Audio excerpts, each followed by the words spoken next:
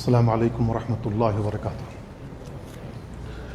بسم اللہ الرحمن الرحیم۔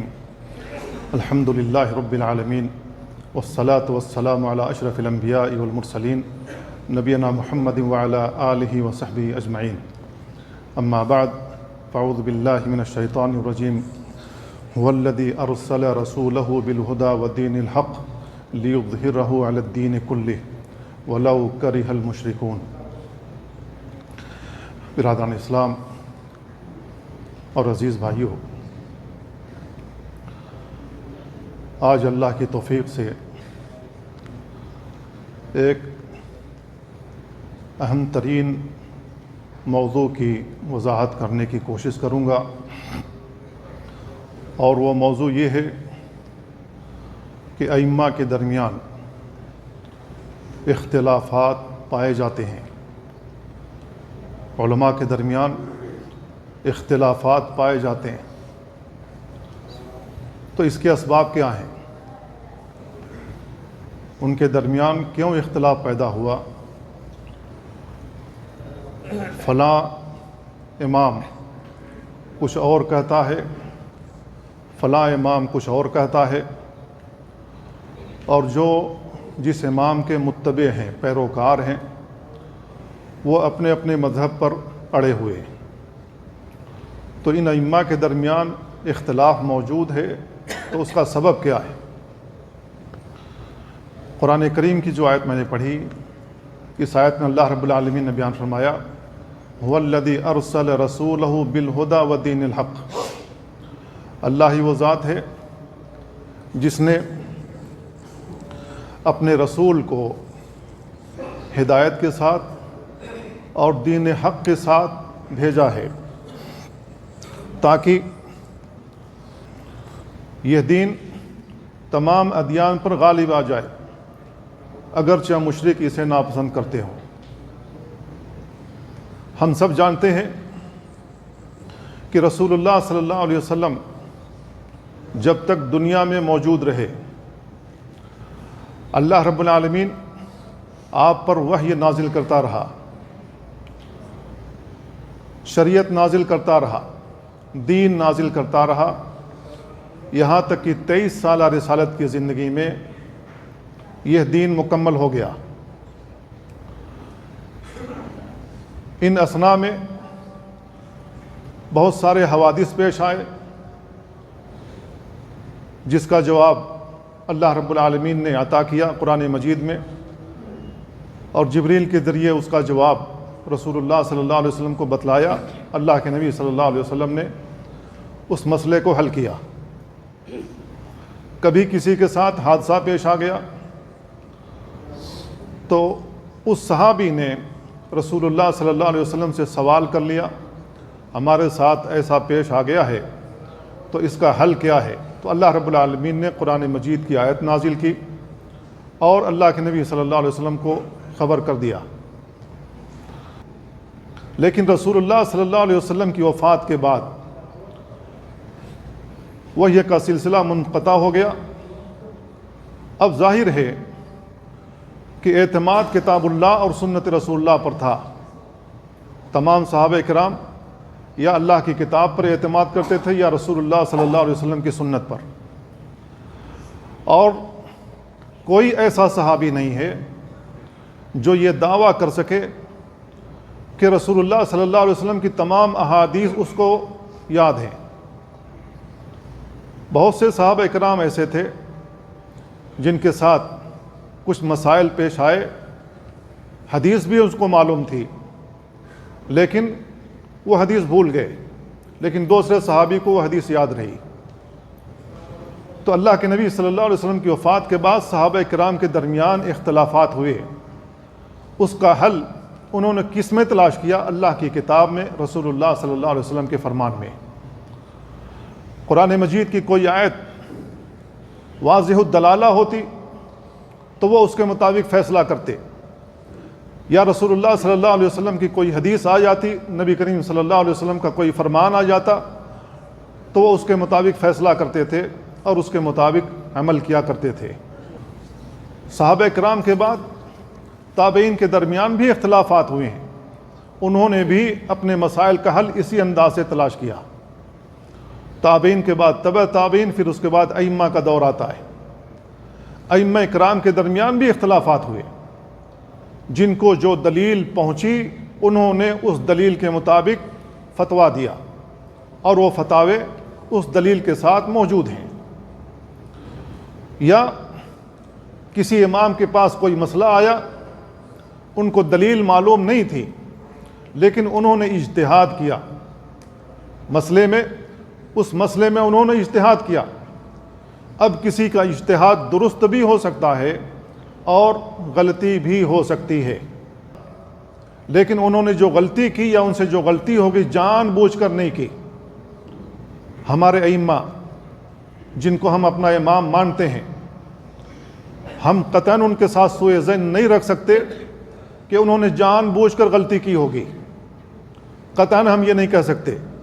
ہمارا عقیدہ قطعاً یہ نہیں ہے، اور ہونا بھی نہیں چاہیے کہ انہوں نے جان بوجھ کر غلطی کی ہوگی، جان بوجھ کر انہوں نے حدیث کے خلاف فتویٰ دیا ہوگا، قطعاً نہیں۔ ان سے غلطی ہوئی ہے تو دلیل نہ ہونے کی بنیاد پر، یا ان کو کوئی دلیل نہ پہنچی ہو، یا کوئی اور وجہ بھی ہو سکتی ہے۔ تو ائمہ کرام سے بھی غلطی ہوئی ہے، وہ بھی اسی انداز سے مسئلے کا حل تلاش کرتے تھے، اللہ کی کتاب میں دیکھتے تھے، رسول اللہ صلی اللہ علیہ وسلم کے فرمان میں دیکھتے تھے۔ اگر انہیں کوئی دلیل مل جاتی اس کے مطابق فتویٰ دیتے تھے، اگر انہیں دلیل نہیں معلوم ہوتی اجتہاد کرتے تھے۔ تو صحابہ کرام کے درمیان بھی اختلافات ہوئے ہیں، تابعین کے درمیان بھی اختلافات ہوئے ہیں، تبع تابعین اور ائمہ محدثین کے درمیان بھی اختلافات ہوئے ہیں۔ تو ان کے درمیان اختلاف کا سبب کیا تھا؟ پہلا سبب یہ ہے کہ ان کو دلیل نہیں پہنچی ہوگی، ان کو رسول اللہ صلی اللہ علیہ وسلم کی حدیث نہیں معلوم ہوئی ہوگی، ورنہ وہ اس کے مطابق فیصلہ کرتے، وہ اس کے مطابق بیان کرتے۔ اس کی دلیل صحیح بخاری وغیرہ میں عمر بن خطاب رضی اللہ تعالیٰ عنہ کی حدیث آتی ہے۔ عمر رضی اللہ تعالیٰ عنہ جب خلیفہ ہوئے تو انہوں نے ملک شام کا سفر کیا اپنی فوج کے ساتھ۔ جب ملک شام کے قریب پہنچے تو انہیں معلوم ہوا کہ یہاں پر طاعون کی وبا پھیلی ہوئی ہے، لہذا وہیں ٹھہر گئے۔ ٹھہرنے کے بعد صحابہ کرام سے انہوں نے مشورہ کیا، ہمیں کیا کرنا چاہیے؟ کیا ہمیں پیش قدمی کرنی چاہیے، ملک شام میں داخل ہونا چاہیے، یا یہیں ٹھہرنا چاہیے اور واپس ہو جانا چاہیے مدینہ کی طرف؟ تو صحابہ کرام کی اکثریت نے کہا کہ ہمیں واپس ہو جانا چاہیے، ہمیں ملک شام میں نہیں جانا چاہیے۔ اس اثناء میں عبد الرحمن بن عوف رضی اللہ تعالیٰ عنہ موجود نہیں تھے۔ جب یہ مشورہ ہو رہا تھا، عبد الرحمن بن عوف رضی اللہ تعالیٰ عنہ کسی کام سے کہیں گئے ہوئے تھے۔ جب وہ آئے، ان کو یہ بات معلوم ہوئی تو انہوں نے عمر رضی اللہ تعالیٰ عنہ سے کہا کہ مجھے رسول اللہ صلی اللہ علیہ وسلم کی ایک حدیث معلوم ہے، اور انہوں نے وہ حدیث سنائی، اذا سمعتم به فی ارض فلا تقدموا علیہ، جب تم یہ بات سن لو کہ کسی خطے میں وبا پھیلی ہوئی ہے، طاعون پھیلا ہوا ہے، تو تم وہاں نہ جاؤ۔ وَإِذَا وَقَعَ وَأَنْتُمْ فِيهَا فَلَا تَخْرُجُوا فِرَارًا مِنْهُ، اور جہاں یہ وبا پھیلی ہوئی ہو تو وہاں سے تم نکلو بھی نہیں اگر تم وہاں موجود ہو، تاکہ دوسری جگہ وہ طاعون کی وبا نہ پھیلے، اس سے موت سے فرار اختیار کرتے ہوئے تم وہاں سے نہ نکلو۔ یہ صحیح بخاری میں روایت موجود ہے۔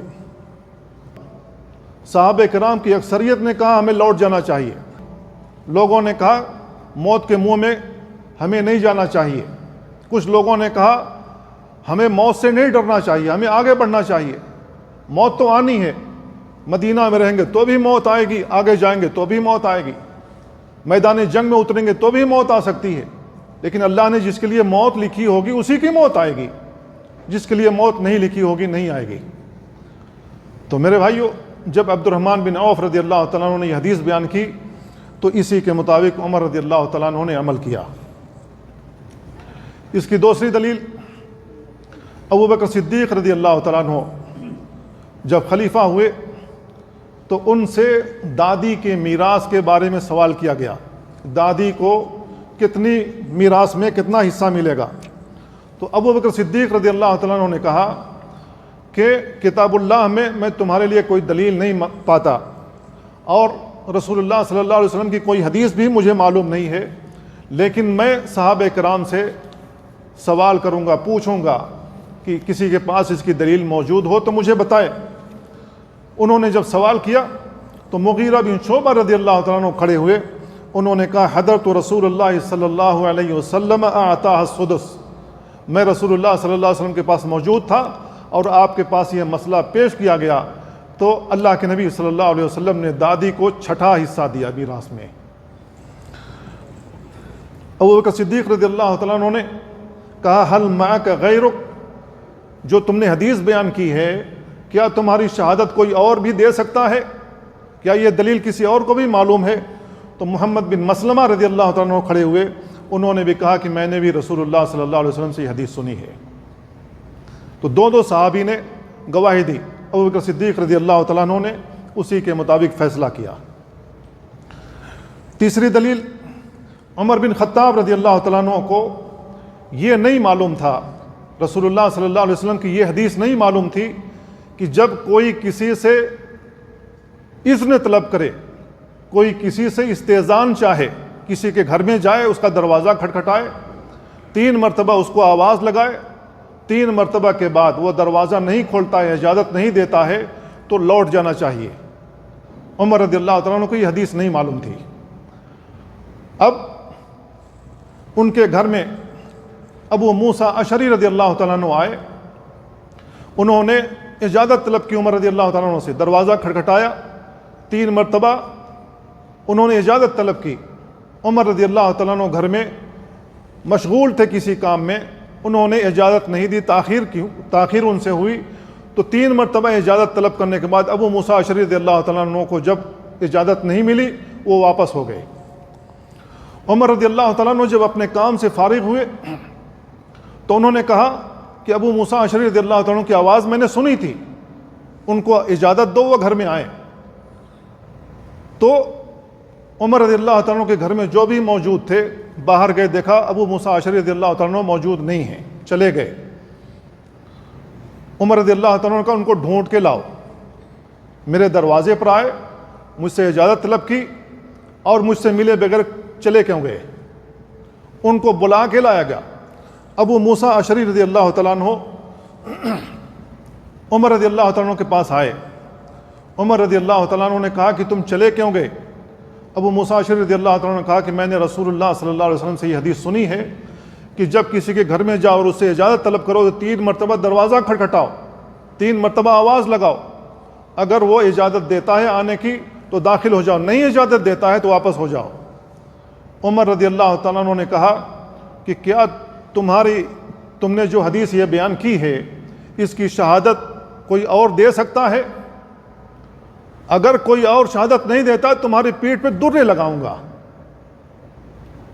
اب ڈر گئے ابو موسیٰ اشعری رضی اللہ تعالیٰ عنہ، ان کا چہرہ بدلا ہوا تھا، انصار کے محلے کی طرف گئے اور انہوں نے کہا کہ کوئی ایسا آدمی ہے جو اس بات کی شہادت دے کہ رسول اللہ صلی اللہ علیہ وسلم نے یہ حدیث بیان کی کہ جب کسی کے گھر میں جاؤ اجازت طلب کرو، 3 مرتبہ دروازہ کھٹکھٹاؤ، اجازت نہ ملنے پر واپس ہو جاؤ۔ تو انصار جو وہاں بیٹھے ہوئے تھے انہوں نے کہا کہ ہمارے درمیان یہ جو بچہ موجود ہے، یہ نوجوان موجود ہے، یہ گواہی دے گا، ہم تو جانتے ہی ہیں لیکن یہ گواہی کے لیے جائے گا۔ ابو سعید خدری رضی اللہ تعالیٰ عنہ کھڑے ہوئے، ابو موسیٰ اشعری رضی اللہ تعالیٰ عنہ کے ساتھ ابو سعید خدری رضی اللہ تعالیٰ عنہ عمر رضی اللہ تعالیٰ عنہ کے گھر میں گئے اور کہا کہ میں نے بھی یہ حدیث رسول اللہ صلی اللہ علیہ وسلم سے سنی ہے۔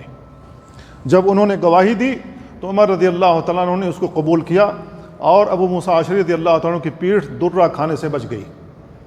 عمر رضی اللہ تعالیٰ عنہ نے حدیث کے آخر میں جو بات کہی وہ یہ ہے، اما انی لا اتہمک، یہ بات یاد رکھنا ابو موسیٰ اشعری، میں نے تمہارے ساتھ جو کیا ہے تم پر تہمت لگاتے ہوئے نہیں کیا ہے، میرا گمان یہ نہیں تھا کہ تم جھوٹ بول رہے ہو، تم نے جھوٹی حدیث رسول اللہ صلی اللہ علیہ وسلم کی جانب منسوب کر دی ہے، میں تم پر تہمت نہیں لگاتا، لیکن یہ جو کام میں نے کیا ہے وہ اس وجہ سے کیا ہے کہ کہیں لوگ تساہل نہ اختیار کر لیں اور رسول اللہ صلی اللہ علیہ وسلم کی جانب کوئی جھوٹی حدیث بنا کر نہ منسوب کرنے لگے۔ رسول اللہ صلی اللہ علیہ وسلم نے بیان کر رکھا ہے کہ جو شخص من کذب علی متعمدا فلیتبوأ مقعدہ من النار، جو شخص میری جانب کوئی جھوٹی حدیث منسوب کرے گا جو میں نے نہیں کہی ہے، وہ اپنا ٹھکانہ جہنم میں بنا لے۔ تو عمر رضی اللہ تعالیٰ عنہ نے تثبت چاہا کہ کوئی ہے جو تمہاری اس حدیث کی گواہی دے سکتا ہے، تو صحابہ کرام کے درمیان یہ اختلاف پیدا ہوا۔ عمر رضی اللہ تعالیٰ عنہ کو یہ حدیث ہی معلوم نہیں تھی۔ چوتھی مثال عثمان رضی اللہ تعالیٰ عنہ، ان کو یہ حدیث نہیں معلوم تھی کہ جس شخص کا شوہر انتقال کر جائے اور وہ عورت جس گھر میں موجود ہو وہ اسی گھر میں عدت گزارے گی۔ عثمان رضی اللہ تعالیٰ عنہ کی حدیث نہیں معلوم تھی۔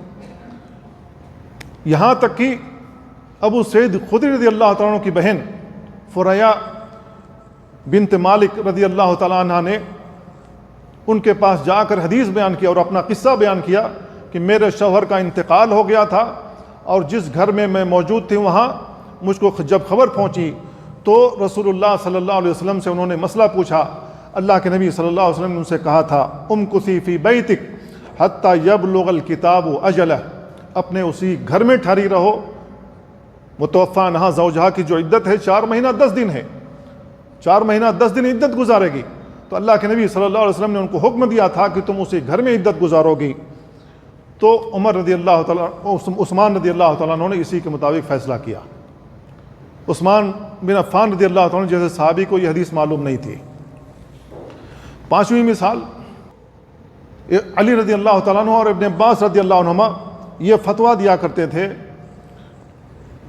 کہ جس شخص کا شوہر وفات پا جائے، جس شخص کا شوہر وفات پا جائے تو عورت حمل کی حالت میں ہو تو وہ عدت گزارے گی، طویل عدت، وہ طویل عدت گزارے گی۔ ان دونوں صحابی کو علی رضی اللہ تعالیٰ عنہ اور ابن عباس عبداللہ ابن عباس رضی اللہ عنہما کو یہ حدیث نہیں معلوم تھی سبیہ الاسلمیہ رضی اللہ تعالیٰ عنہ کی۔ وہ کہتی ہیں کہ ان کے ساتھ یہ خود معاملہ پیش آیا۔ وہ حمل کی حالت میں تھی اور ان کے شوہر کا انتقال ہو گیا۔ شوہر کے انتقال کے چند ہی دنوں کے بعد ان کو بچہ پیدا ہو گیا۔ رسول اللہ صلی اللہ علیہ وسلم سے جب انہوں نے مسئلہ دریافت کیا تو اللہ کے نبی صلی اللہ علیہ وسلم نے ان کو اجازت دی کہ وہ شادی کر لیں۔ تو علی رضی اللہ تعالیٰ عنہ کو اور ابن عباس رضی اللہ عنہما کو یہ حدیث نہیں معلوم تھی، جس کی بنیاد پر وہ یہ فتویٰ دیا کرتے تھے کہ عورت لمبی عدت گزارے گی، جبکہ حدیث کے خلاف ہے۔ یہ پہلا سبب ہے کسی کے درمیان اختلاف ہونے کا، علماء کے درمیان اختلاف ہونے کا یہ پہلا سبب ہے کہ کسی کو حدیث نہ معلوم ہو، رسول اللہ صلی اللہ علیہ وسلم کا فرمان نہ معلوم ہو تو وہ اس کے خلاف فتویٰ دیتا رہا۔ لیکن جب ان کو حدیث معلوم ہو جاتی، رسول اللہ صلی اللہ علیہ وسلم کا فرمان معلوم ہو جاتا تو وہ اپنے فتوے سے رجوع بھی کر لیا کرتے تھے۔ دوسرا سبب علماء کے درمیان اختلاف ہونے کا دوسرا سبب یہ ہے کہ فہم حدیث میں ان کا اختلاف تھا۔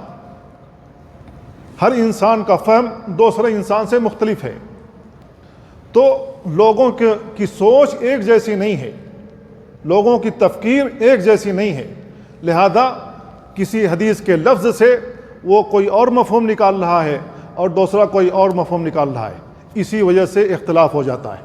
اس کی دلیل عبداللہ بن عمر رضی اللہ عنہما کی حدیث ہے اور عائشہ رضی اللہ تعالیٰ عنہ سے بھی حدیث مروی ہے۔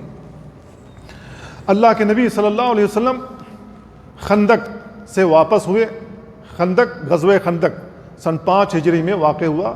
مشرکین مکہ 10,000 کا لشکر لے کر مدینہ کے قریب آ گئے تھے۔ رسول اللہ صلی اللہ علیہ وسلم نے خندق کھدوائی تھی، جس کے نتیجے میں مدینہ محفوظ رہا۔ غزوہ خندق سے رسول اللہ صلی اللہ علیہ وسلم جب واپس ہوئے اور مشرکین لوٹ گئے، مشرکین شکست کھا گئے اور واپس ہو گئے، اللہ کے نبی صلی اللہ علیہ وسلم جب مدینہ لوٹ کر کے آئے اور اپنا ہتھیار جو پہن رکھا تھا وہ اتار دیا، غسل کیا اور اپنے بال جھاڑ رہے تھے، اسی اثنا میں جبریل علیہ السلام آئے۔ وہ بھی ہتھیار بند تھے، جبریل علیہ السلام آ کر کہتے ہیں اے اللہ کے نبی کیا آپ اپنے بدن سے غبار اتار رہے ہیں جبکہ ہم لوگوں نے اپنے ہتھیار ہی نہیں رکھے ہیں؟ جبریل علیہ السلام کہتے ہیں ابھی ہم نے اپنے ہاتھوں سے ہتھیار ہی نہیں رکھے ہیں اور آپ نے ہتھیار رکھ دیا، اپنے غبار جھاڑ رہے ہیں۔ صحابہ کو حکم دیجئے کہ وہ بنو قریظہ کی طرف نکلیں۔ جتنے لوگ خندق میں شریک تھے صحابہ کو کہا کہ فوری طور پر اپنا اپنا ہتھیار لو، بنو قریظہ کی طرف نکلو اور جتنی جلدی ہو سکے وہاں پہنچو۔ اللہ کے نبی صلی اللہ علیہ وسلم نے اپنے ہتھیار زیب تن کیے اور فوری طور پر اللہ کے نبی صلی اللہ علیہ وسلم نکلے۔ اللہ کے نبی صلی اللہ علیہ وسلم نے جو حکم دیا تھا وہ حکم یہ تھا اللہ کے نبی صلی اللہ علیہ وسلم نے جو حکم دیا تھا، جو بات بیان فرمائی تھی وہ یہ تھی لا یصلین احد العصر الا فی بنی قریظہ۔ یہ حدیث کے الفاظ ہیں، تم میں کا کوئی بھی شخص نہ نماز پڑھے عصر کی سوائے بنو قریظہ کے۔ بنو قریظہ میں جا کر عصر کی نماز پڑھنا ہے، اتنی جلدی نکلو۔ اب یہ حکم ہے رسول اللہ صلی اللہ علیہ وسلم کا۔ صحابہ کرام اپنے اپنے ہتھیار پہن کر کے نکلے۔ کچھ صحابہ کرام نے بنو قریظہ میں پہنچ کر عصر کی نماز پڑھی، کچھ صحابہ کرام نے وقت ہو جانے پر، عصر کی اذان ہو جانے پر راستے میں ہی نماز پڑھ لی۔ یہ اختلاف ہو گیا۔ اللہ کے نبی صلی اللہ علیہ وسلم نے بیان فرمایا تھا کہ عصر کی نماز وہاں پڑھنا ہے بنو قریظہ میں، جلدی نہیں، اتنی جلدی نکلو کہ وہاں نماز پڑھنا ہے۔ نماز کا وقت ہو گیا، بعض صحابہ نے نماز پڑھی راستے میں، بعض وہاں پہنچ کر کے عصر کی نماز پڑھ رہے تھے۔ اب ظاہر ہے کہ یہ اختلاف ہو گیا۔ اختلاف کس بات پر ہوا؟ اسی بات پر کہ بعض صحابہ کرام نے اس حکم سے یہ سمجھا کہ اللہ کے نبی صلی اللہ علیہ وسلم اس حدیث سے یہ بیان کرنا چاہتے تھے جتنی جلدی ہو سکے بنو قریظہ میں پہنچو تاکہ ہم ان کا گھیراؤ کر لیں، اور گھیراؤ کرنے کے بعد ان کا جو حشر ہونا تھا وہ ہم کریں گے۔ کیونکہ اس زمانے میں مغرب کی اذان ہو جانے کے بعد، رات ہو جانے کے بعد جنگ بند ہو جاتی تھی۔ آج کی طرح نہیں کہ رات کے اندھیرے میں بمباری ہوتی رہتی ہے، یہ جنگی رول نہیں تھا اس زمانے میں۔ اندھیرا ہو گیا جنگ بندی کا اعلان ہو جاتا تھا، پھر دن میں جنگ ہوتی تھی۔ اللہ کے نبی صلی اللہ علیہ وسلم نے یہ حکم اس وجہ سے دیا تھا کہ اگر ان پر حملہ کرنا ہوا تو مغرب سے پہلے پہلے ان کا کام تمام کر دیں گے۔ تو بعض صحابہ کرام نے سمجھا کہ اللہ کے نبی صلی اللہ علیہ وسلم کا حکم یہ تھا کہ ہمیں جتنی جلدی ہو سکے وہاں پہنچ جانا چاہیے۔ مقصود یہ نہیں تھا کہ عصر کی نماز وہیں پڑھنا ہے، اگر نماز کا وقت کہیں اور ہو جائے تو وہاں نہیں پڑھنا ہے۔ بعض صحابہ کرام نے سمجھا کہ اللہ کے نبی صلی اللہ علیہ وسلم کا مقصود یہی تھا کہ ہمیں جلدی سے وہاں پہنچنا مقصود تھا، اگر نماز کا وقت یہاں ہو گیا تو ہم نے یہاں پڑھ لی۔ اب رسول اللہ صلی اللہ علیہ وسلم کو یہ بات معلوم ہوئی کہ بعض صحابہ کرام نے راستے میں نماز پڑھی، بعض نے وہاں جا کر کے نماز پڑھی۔ اللہ کے نبی صلی اللہ علیہ وسلم نے کسی کو کچھ نہیں کہا، آپ خاموش ہو گئے۔ تو رسول اللہ صلی اللہ علیہ وسلم کی کسی حکم سے کچھ لوگ ایسا بھی سمجھ لیتے ہیں، کچھ لوگ ایسا بھی سمجھ لیتے ہیں، اور یہ اختلاف تضاد نہیں ہوتا، یہ اختلاف تنوع ہوتا ہے جس میں گنجائش موجود ہے۔ تو یہ بھی سبب اختلاف ہے، جبکہ درست بات یہی ہے کہ اللہ رب العالمین نے وقت ہو جانے پر نماز فرض کی ہے۔ ان الصلاۃ کانت علی المؤمنین کتابا موقوتا، اللہ رب العالمین نے وقت کی پابندی کے ساتھ نماز فرض کی ہے۔ تو درست بات یہی تھی کہ جن لوگوں نے راستے میں نماز پڑھ لی وقت ہو جانے کے بعد انہوں نے بھی ٹھیک کیا، اور جن لوگوں نے وہاں نماز پڑھی پہنچ کر کے تو رسول اللہ صلی اللہ علیہ وسلم کے عین حکم کے مطابق عمل کیا، کیونکہ آپ نے بیان فرمایا تھا عصر کی نماز وہاں پڑھنا ہے۔ لیکن اللہ کے نبی صلی اللہ علیہ وسلم نے کسی کو کچھ نہیں کیا، کچھ نہیں کہا۔ تیسرا سبب اختلاف کا، ائمہ کے درمیان اختلاف ہوتا ہے تو اس کا تیسرا سبب یہ ہے کہ حدیث کسی کے پاس پہنچی ہے، لیکن جس طریق سے وہ حدیث پہنچی ہے، جس راوی کے ذریعے سے وہ حدیث پہنچی ہے، وہ اس راوی پر اعتماد نہیں کرتے، وہ ان کے نزدیک وہ راوی ان کے نزدیک قابل اعتماد نہیں ہے، اور ان کا خیال تھا کہ ان کے پاس جو دلیل موجود ہے یہ اس سے زیادہ قوی ہے، لہذا ان کے اپنے گمان کے مطابق جو زیادہ قوی تھی اس کے مطابق انہوں نے عمل کیا۔ اس کی دلیل فاطمہ بنت قیس رضی اللہ تعالیٰ عنہ کی روایت ہے۔ اللہ کے نبی صلی اللہ علیہ وسلم کی صحابیاں ہیں، یہ کہتی ہیں کہ ان کے شوہر نے انہیں 3 طلاق دے دی۔ 1 طلاق، 2 طلاق، 3 طلاق، تیسری طلاق ان کو ان کے شوہر نے دے دی۔ ظاہر ہے کہ اب عورت ان کے لیے حلال نہیں ہو سکتی الا یہ کہ وہ عورت کسی سے شادی کر لے اور وہ شوہر اس کا انتقال کر جائے یا طلاق دے دے، اور پھر یہ دونوں نکاح کرنے پر راضی ہوں تو نئے نکاح کے ساتھ، نئے مہر کے ساتھ آ سکتے ہیں۔ تو 3 طلاق جب ہو جائے کسی عورت کو تو وہ اپنے شوہر کے لیے حلال نہیں ہوتی۔ ان کے ساتھ بھی مسئلہ ایسا ہی ہوا۔ تو فاطمہ بنت قیس رضی اللہ تعالیٰ عنہ کو جب 3 طلاق واقع ہو گئی تو ان کے شوہر نے ان کے نفقے کے لیے، عدت کی حالت میں ان کے نفقے کے لیے جو بھیجا کہ وہ اپنا خرچہ چلائیں گی، کھانے پینے کا انتظام ہو جائے گا۔ تو فاطمہ بنت قیس رضی اللہ تعالیٰ عنہ ناراض ہو گئیں، تو ان کو یہ بات ناگوار گزری۔ اللہ کے نبی صلی اللہ علیہ وسلم کے پاس وہ آئیں تو اللہ کے نبی صلی اللہ علیہ وسلم نے ان سے کہا تھا انہ لا نفقۃ لها ولا سکنا، 3 طلاق ہو جانے کے بعد اب شوہر پر واجب نہیں رہتا ہے اس کا خرچ دینا اور نہ ہی اس کو گھر اور سکنا دینا۔ یہ صحیح مسلم کی روایت ہے۔ عمر رضی اللہ تعالیٰ عنہ کو یہ حدیث معلوم نہیں تھی، وہ فتویٰ دیا کرتے تھے کہ جس کا شوہر طلاق دے دے اور اس کو 3 طلاق ہو جائے تو وہ اس کا خرچہ بھیجتا رہے عدت کی حالت میں، اور اس کو گھر بھی پرووائڈ کرے، اس کو گھر بھی دے، اس کا پورا خرچ سنبھالے۔ عمر رضی اللہ عنہ یہ فتویٰ دیا کرتے تھے۔ ان کو یہ حدیث معلوم نہیں تھی۔ ان کا کہنا یہ تھا انترک قول ربنا لقول امرأة لا ندری اذکرت ام نسیت۔ عمر رضی اللہ عنہ کہا کرتے تھے کہ کیا ہم اپنے رب کا قول چھوڑ دیں اور ایک عورت کی بات مان لیں؟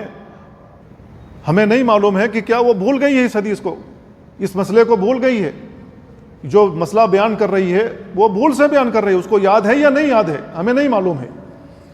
تو عمر رضی اللہ تعالیٰ عنہ اس دلیل سے مطمئن نہیں ہوئے، لہذا وہ اس کے خلاف فتویٰ دیا کرتے تھے۔ لیکن درست بات یہ ہے جس کو 3 طلاق واقع ہو جائے اب شوہر کی ذمہ داری نہیں رہتی ہے کہ اس کو گھر دے اور اس کا خرچہ اٹھائے۔ تو اس سے بھی اختلاف ہوتا ہے۔ ایسی مثالیں بہت ساری احادیث کی کتابوں میں، فقہی کتابوں میں موجود ہیں۔ ہمارے ائمہ نے کسی راوی کی روایت اس بات پر، اس بنیاد پر رد کر دی کہ ہمیں نہیں معلوم ہے کہ یہ صحیح کہہ رہا ہے یا صحیح نہیں کہہ رہا ہے۔ ان کا گمان تھا کہ یہ راوی ضعیف ہے، کمزور ہے، یا وہ بھول گیا ہے، اس کا حافظہ کمزور ہو گیا ہے، یا اس کو جو یہ روایت پہنچی جس سند سے وہ سند صحیح نہیں ہے۔ اس قسم کی احادیث بہت زیادہ ہمیں ملتی ہیں فقہی کتابوں میں بھی، احادیث کی کتابوں میں بھی، اور احادیث کے جو شروحات ہمارے ائمہ نے لکھ رکھی ہیں اس میں اس قسم کی مثالیں بہت ملتی ہیں۔ چوتھا سبب ائمہ کے درمیان اختلاف ہوتا ہے، اس کا چوتھا سبب یہ ہے کہ ممکن ہے کہ اس امام کے پاس وہ حدیث پہنچی ہو، اس تک وہ حدیث پہنچی ہو، لیکن وہ بھول گیا ہو، وہ بھول گیا، دلیل پہلے معلوم تھی لیکن وہ بھول گیا، دماغ سے ہی بات نکل گئی۔ اس کی دلیل عمر بن خطاب رضی اللہ تعالیٰ عنہ کا واقعہ ہے۔ عمار رضی اللہ تعالیٰ عنہ کے ساتھ رسول اللہ صلی اللہ علیہ وسلم نے ان لوگوں کو بھیجا، عمر رضی اللہ تعالیٰ عنہ اور عمار رضی اللہ تعالیٰ عنہ کسی مہم کے لیے روانہ ہوئے۔ اللہ کے نبی صلی اللہ علیہ وسلم نے ان کو روانہ کیا، اور ایک ہی رات میں دونوں کو احتلام ہو گیا، راستے میں دونوں کا احتلام ہو گیا۔ سخت جاڑا تھا، سخت ٹھنڈک تھی۔ اب ان کے پاس جو پانی تھا وہ انتہائی ٹھنڈا تھا، اگر وہ غسل کرتے تو بیمار پڑتے، یا اتنا تھوڑا پانی تھا کہ وہ اس سے غسل بھی نہیں کر سکتے تھے۔ تو ایسی صورت میں عمار بن یاسر رضی اللہ تعالیٰ عنہ زمین پر ایسے لوٹتے رہے جیسے گدھا لوٹتا ہے۔ اب نماز کا وقت ہوا، زمین پر جس طریقے سے گدھا لوٹتا ہے اپنے پورے جسم پر مٹی ڈال لی، گویا کی مٹی ڈال لی، اور پھر اس کے بعد تیمم کر کے انہوں نے نماز پڑھ لی۔ عمر رضی اللہ تعالیٰ عنہ نے ایسا نہیں کیا، وہ پانی کا انتظار کرتے رہے، پانی مناسب ملے گا تبھی غسل کرنے کے بعد ہی نماز پڑھوں گا۔ عمر رضی اللہ تعالیٰ عنہ جب خلیفہ بنے تو بھی عمر رضی اللہ تعالیٰ عنہ یہ حدیث بیان کرتے، ان سے پہلے بھی یہ حدیث بیان کرتے ہیں، لیکن عمر رضی اللہ تعالیٰ عنہ یہ حدیث بھول چکے تھے، جبکہ یہ معاملہ ان کے ساتھ ہی پیش آیا تھا۔ عمار رضی اللہ تعالیٰ عنہ نے یاد دہانی کرائی کہ ہمارے ساتھ ہی یہ مسئلہ پیش آیا، لیکن عمر رضی اللہ تعالیٰ عنہ کی یہ بات یاد ہی نہیں آ رہی تھی۔ عمر رضی اللہ تعالیٰ عنہ نے عمار رضی اللہ تعالیٰ عنہ سے کہا اتق اللہ یا عمار، اے عمار یہ حدیث بیان کرنے سے اللہ سے ڈرو۔ فقال له عمار، تو عمار رضی اللہ تعالیٰ عنہ نے ان سے کہا ان شئت بما جعل اللہ علی من طاعتک اللہ احدث به فعلت، آپ امیر المومنین ہیں، آپ کی اطاعت میرے اوپر واجب ہے، اگر آپ منع کرتے ہیں تو میں یہ حدیث بیان کرنا چھوڑ دیتا ہوں۔ تو عمر رضی اللہ تعالیٰ عنہ نے کہا نولیک ما تولیت، جو تم بہتر سمجھتے ہو وہ بیان کرتے رہو، یعنی یہ حدیث جو تم بیان کر رہے ہو بیان کرتے رہو، اگرچہ میں بھول گیا ہوں۔ اب عمر رضی اللہ تعالیٰ عنہ کے ساتھ یہ مسئلہ پیش آیا، عمار رضی اللہ تعالیٰ عنہ کے ساتھ، دونوں کے ساتھ مسئلہ پیش آیا، لیکن عمر رضی اللہ تعالیٰ عنہ یہ حدیث بھول گئے اور انہوں نے وہاں پر تیمم کر کے نماز نہیں پڑھی، جبکہ تیمم کے ذریعے سے نماز پڑھی جا سکتی ہے اگر پانی موجود نہ ہو۔ اگرچہ آدمی کو احتلام ہو گیا ہے تو جہاں موجود ہے پانی موجود نہیں ہے تیمم کرے اور نماز پڑھے، نماز کا وقت اگر ہو گیا تو صحیح مسئلہ یہی ہے۔ تو میرے بھائیوں کبھی کبھی انسان بھول جاتا ہے، عمر رضی اللہ تعالیٰ عنہ جیسا صحابی بھول گیا اس حدیث کو، جبکہ معاملہ ان کے ساتھ ہی پیش آیا تھا۔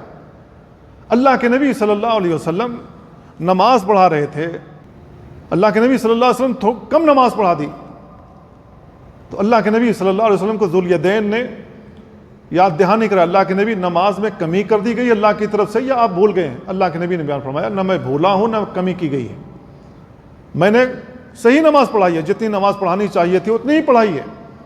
دیگر صحابہ کرام نے گواہی دی کہ اللہ کے نبی آپ نے کم نماز پڑھائی ہے۔ تو اللہ کے نبی صلی اللہ علیہ وسلم سے بھی بھول چوک ہو جاتی ہے۔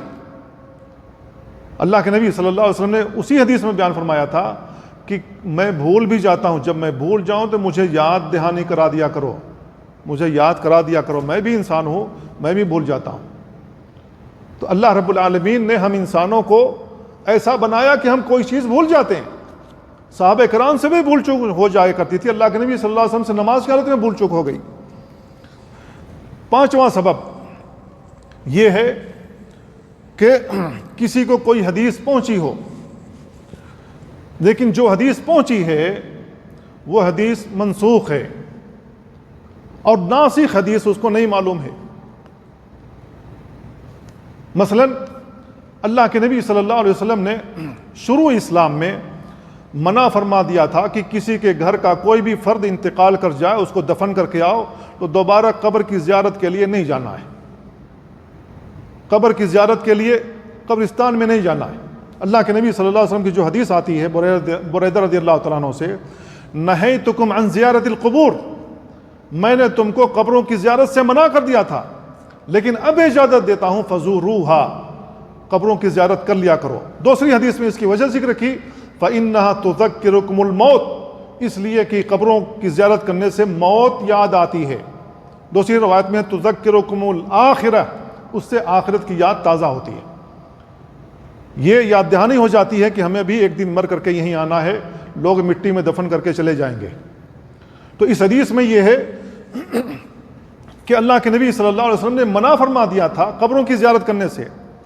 اب جن لوگوں کو یہ حدیث معلوم ہوگی کہ اللہ کے نبی صلی اللہ علیہ وسلم نے قبروں کی زیارت سے منع فرما دیا ہے، اور وہ صحابی مثال کے طور پر افریقہ کے کسی ملک میں چلا گیا، اب صحابی ہونے کے ناطے لوگ انہیں سے مسئلہ پوچھیں گے نا، لوگ انہیں سے مسئلہ پوچھیں گے، کیونکہ یہ وہ صحابی ہیں جنہوں نے رسول اللہ صلی اللہ علیہ وسلم سے سنا ہے، رسول اللہ صلی اللہ علیہ وسلم کو دیکھا ہے اور اس سے واقف ہیں۔ تو ان کو یہ حدیث معلوم ہے کہ جب لوگ مردوں کو دفن کر لیں تو دوبارہ قبرستان کا رخ نہیں کرنا، قبروں کی زیارت کے لیے نہیں جانا ہے۔ اب وہ حدیث وہاں، وہ صحابی وہ حدیث وہاں بیان کر رہا ہے۔ اب ناسخ حدیث اس صحابی کو نہیں معلوم تھی، اور ہم سب جانتے ہیں کہ صحابہ کرام جہاد کے لیے نکلے تو بہت سارے صحابہ کرام ملک شام میں جا کر بس گئے، بہت سے مسلمان مکہ میں اور اطراف میں جا کر کے بس گئے، بہت سے مسلمان کہیں کوفہ میں جا کر کے بس گئے، بہت سے مسلمان بصرہ میں جا کر کے بس گئے، بہت سارے صحابہ بغداد میں جا کر کے بس گئے. بہت سارے صحابہ نے افریقہ کی جانب رخ کیا, ادھر فتوحات ہوئیں, وہ وہیں بس گئے.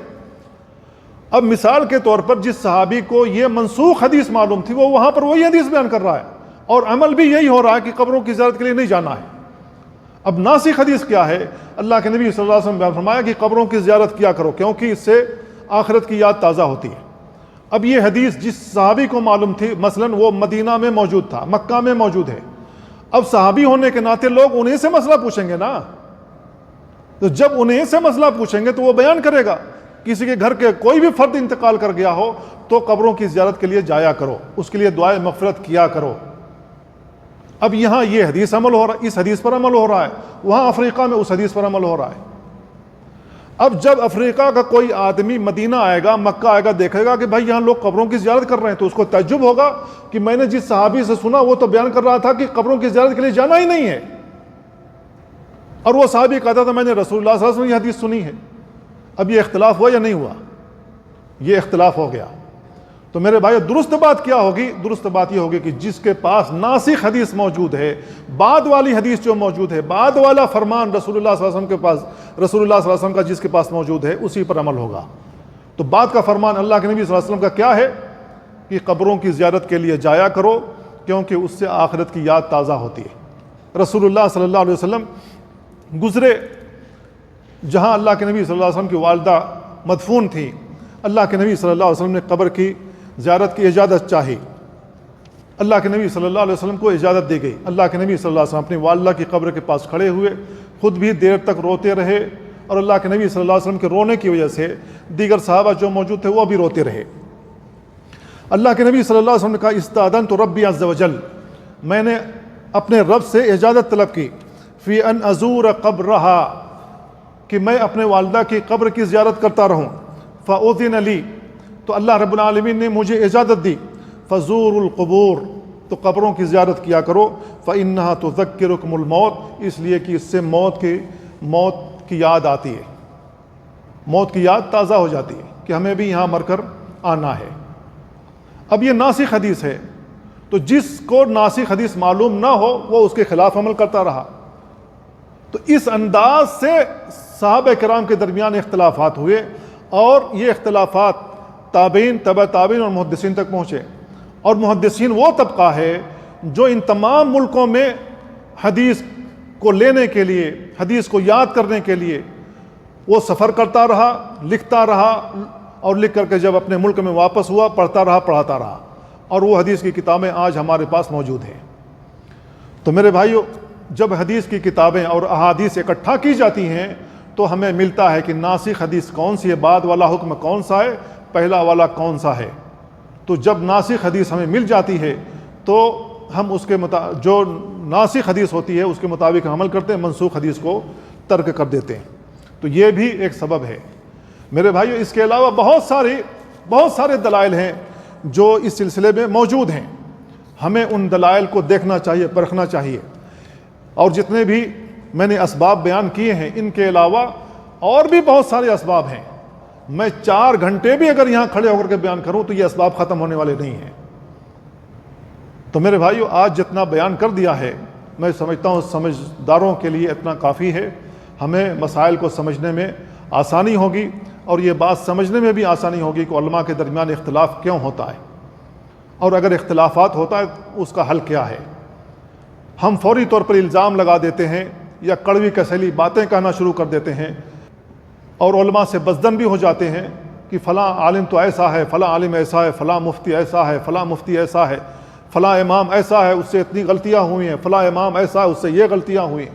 تعصب کا شکار ہو کر نہ جانے میں اپنی زبان سے کیا کیا کہہ دیتے ہیں ائمہ کے خلاف. تو ہمیں ائمہ کے خلاف حرزت سرائی سے بچنا چاہیے, ان کے تئیں عذر تلاش کرنا چاہیے. جو آزار میں نے ابھی بیان کیے کہ یہ آزار ہو سکتے ہیں, ان عذروں کی بنا پر انہیں معذور سمجھا جاتا ہے, اور معذور سمجھنا بھی چاہیے کیونکہ انہوں نے جان بوجھ کر غلطی نہیں کی ہے. اگر کسی امام سے غلطی ہوئی ہے تو ایسی صورت میں انجانے میں غلطی ہوئی ہے یا دلیل نہیں پہنچی ہوگی, ناسخ منسوخ کا حدیث مسئلہ, ناسخ اور منسوخ والی حدیث نہیں معلوم ہوگی, اس بنیاد پر ان سے یہ اختلاف منقول ہے. تو ہمیں ائمہ کو برا بھلا کہنے سے گریز کرنا چاہیے. اور ان کے تئیں عذر تلاش کرنا چاہیے۔ اللہ تعالیٰ سے دعا، اللہ ہمیں ان باتوں کو سمجھنے اور ان پر عمل کرنے کی توفیق عطا فرمائے۔ وصلی اللہ وسلم علی نبینا محمد وعلی آلہ وصحبہ اجمعین۔ والسلام علیکم ورحمۃ اللہ۔